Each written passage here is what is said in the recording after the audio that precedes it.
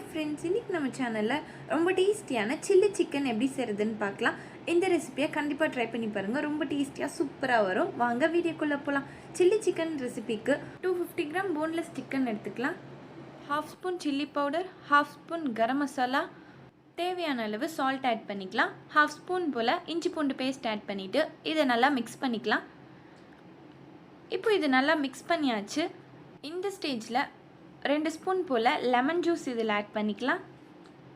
2 table spoon cornflour, 2 spoon மைதா மாவு add பண்ணிவிட்டு இதையும் சேர்த்து நல்லா மிக்ஸ் பண்ணிக்கலாம். இதில் கொஞ்சமாக வாட்டர் ஆட் பண்ணிவிட்டு கரெக்டாக இந்த பதத்துக்கு நல்லா இதை மிக்ஸ் பண்ணி எடுத்து வச்சுக்கலாம். இது ரொம்ப தண்ணியாக இருக்கக்கூடாது, சிக்கன் பக்கோடா போடுற அளவுக்கு இருக்கணும். இப்போ தேவையான அளவு ஒரு கடாயில் ஆயில் ஆட் பண்ணிவிட்டு ஆயில் நல்லா காஞ்சதும் நம்ம மிக்ஸ் பண்ணி வச்சுருக்க சிக்கனை ஒன்று ஒன்றா போட்டு கோல்டன் கலரில் நல்லா இதை ஃப்ரை பண்ணி எடுத்துக்கலாம். நம்ம சேனலை சப்ஸ்கிரைப் பண்ணாதவங்க சப்ஸ்கிரைப் பண்ணிவிட்டு பக்கத்தில் இருக்க பெல் ஐகான் ப்ரெஸ் பண்ணிவிட்டு அதில் ஆல் என்ற ஆப்ஷன் கொடுத்துக்கோங்க. அப்போ தான் நம்ம சேனலில் போடுற வீடியோஸோட நோட்டிஃபிகேஷன்ஸ் எல்லாம் வரும். இப்போ எல்லாத்தையுமே ஆட் பண்ணியாச்சு. இது ஓரளவுக்கு நல்லா கலர் வந்திருக்கு. இன்னும் இது நல்லா கோல்டன் கலர் ஆகிற வரைக்கும் இதை நல்லா மீடியம் ஃப்ளேம்லேயே வச்சு செய்யலாம். ஹை ஃப்ளேமில் வச்சு இதை வேக வச்சோன்னா சிக்கன் ரொம்ப ரப்பர் மாதிரி ஆகிடும். ஸோ நம்ம லோ ஃப்ளேம்லேயே வச்சு இதை நல்லா வேக வச்சுக்கலாம். இப்போ இது ஓரளவு கலர் வந்திருக்கு. இன்னும் நல்லா இது கலர் வந்து நல்லா வெந்ததுமே சிக்கனை வெளியில் எடுத்துடலாம்.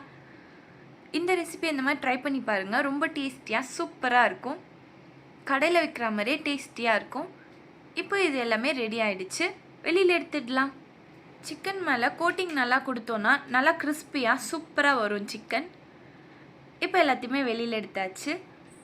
இப்போ ஒரு கடாயில் தேவையான அளவு ஆயில் ஆட் பண்ணிக்கலாம்.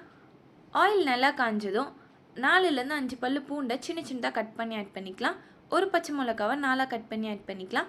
1/2 ஆனியனை சின்ன சின்னதாக கட் பண்ணி ஆட் பண்ணிக்கலாம். 1/2 கேப்சிகம், 1/2 ஆனியனை க்யூப் ஷேப்பில் கட் பண்ணி ஆட் பண்ணிக்கலாம். இப்போ இது எல்லாத்தையும் ஆட் பண்ணிவிட்டு இதை நல்லா மிக்ஸ் பண்ணி விட்டுக்கலாம். இது ஓரளவுக்கு வெந்தாலே போதும், ஓவர் குக் பண்ண வேணாம். இப்போ இது ஓரளவுக்கு வெந்துடுச்சு. இந்த ஸ்டேஜில் 1/4 கிளாஸ் அளவுக்கு வாட்டர் ஆட் பண்ணிக்கலாம். இதை நல்லா மிக்ஸ் பண்ணி விட்டுக்கலாம். இந்த ஸ்டேஜில் 1/2 ஸ்பூன் அளவுக்கு இஞ்சி பூண்டு பேஸ்ட், தேவையான அளவு சால்ட் ஆட் பண்ணிக்கலாம். 1/2 ஸ்பூன் கரம் மசாலா தூள், 1 ஸ்பூன் வெறுமிளகாய் தூள், 1/2 spoon pepper, 2 tablespoon red chilli sauce add பண்ணிக்கலாம். க்ரீன் சில்லி சாஸ் கூட ஆட் பண்ணிக்கலாம். 1 ஸ்பூன் சோயா சாஸ் ஆட் பண்ணிவிட்டு இதை நல்லா மிக்ஸ் பண்ணி விட்டுக்கலாம். இப்போ இதை ஹை ஃப்ளேமில் வச்சு இதை நல்லா மிக்ஸ் பண்ணி விட்டுட்டு 1 ஸ்பூன் அளவுக்கு வினிகர் ஆட் பண்ணிவிட்டு இதையும் சேர்த்து நல்லா மிக்ஸ் பண்ணிவிட்டு இந்த ஸ்டேஜில் நம்ம வறுத்து வச்சுருக்க சிக்கனை இதில் ஆட் பண்ணிக்கலாம். ஹை ஃப்ளேம்லேயே வச்சு இதை நல்லா குக் பண்ணிக்கலாம். இந்த ரெசிப்பியை கண்டிப்பாக ட்ரை பண்ணி பாருங்கள். ரொம்ப டேஸ்ட்டாக சூப்பராக இருக்கும். ரொம்ப சீக்கிரமாக செஞ்சிடலாம். இதை ஹை ஃப்ளேமில் வச்சு குக் பண்ணோன்னா இது நல்லா கிறிஸ்பியாக சூப்பராக இருக்கும். இப்போ இதில் கொத்தமல்லி ஆட் பண்ணிவிட்டு இதையும் சேர்த்து நல்லா மிக்ஸ் பண்ணிக்கலாம். இது ஒரு 2 மினிட்ஸ் போல் ஹை ஃப்ளேமில் வச்சு இந்த தண்ணிலாம் ட்ரை ஆகிற வரைக்கும் நல்லா இதை மிக்ஸ் பண்ணி விட்டுக்கலாம். இப்போ இதில் கொஞ்சமாக ஸ்ப்ரிங் ஆனியனை ஆட் பண்ணிக்கலாம். இதையும் சேர்த்து நல்லா மிக்ஸ் பண்ணி விட்டுக்கலாம்.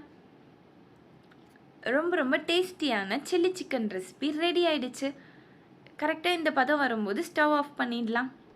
இந்த சில்லி சிக்கனை சுட சுட செஞ்சு சாப்பிட்டோன்னா ரொம்ப டேஸ்டியாக ஜூஸியாக கிறிஸ்பியாக இருக்கும். கண்டிப்பாக இந்த ரெசிபியை ட்ரை பண்ணி பார்த்துட்டு எப்படி இருக்குன்றத கமெண்ட் பாக்ஸில் ஷேர் பண்ணுங்கள். இந்த வீடியோ பிடிச்சிருந்தால் லைக் பண்ணுங்கள், ஷேர் பண்ணுங்கள். நம்ம சேனலில் சப்ஸ்கிரைப் பண்ணாதவங்க சப்ஸ்கிரைப் பண்ணிவிட்டு பக்கத்தில் இருக்க பெல் ஐகான் ப்ரெஸ் பண்ணிவிட்டு அதில் ஆல் என்ற ஆப்ஷன் கொடுத்துக்கோங்க.